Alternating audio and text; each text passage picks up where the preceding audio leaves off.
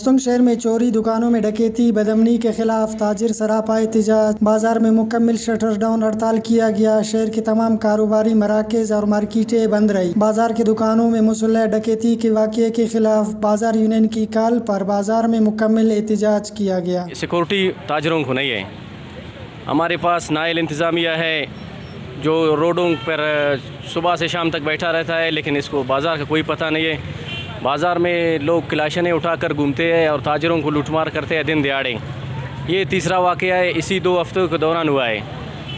ہمیں یقین دہانی کروائی ایس پی صاحب نے اور ضلع انتظامیہ نے کہ بھائی ہم جلد سے جلد آپ کے چور پکڑ کر آپ کے سامان آپ کو دے دیں گے، لیکن افسوس ان پر کوئی عمل نہیں ہوا۔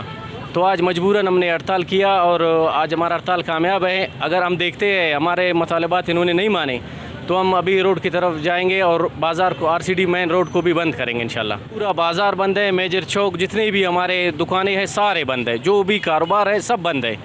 تو اس کا سب ذمہ دار انتظامیہ ہے، یہ تاجروں کو ذلیل و خوار انتظامیہ کر رہے ہیں۔ پورا مستنگ شہر کے تاجر سراپا احتجاج ہے، انہوں نے اپنے کاروبار اپنے دکانیں بند کر کے روڈ پہ بیٹھ گئے ہیں۔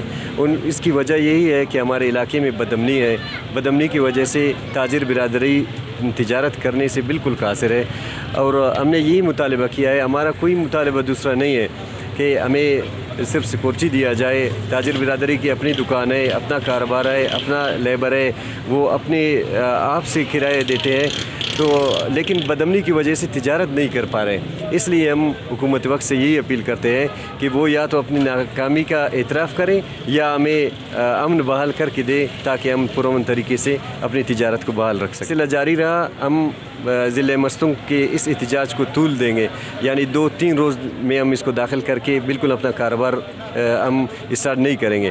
دوسرا یہ، اگر پھر بھی ان کا رویہ ٹھیک نہیں ہوا تو ہم مین RCD روڈ کو ایک جگہ سے بند کریں گے۔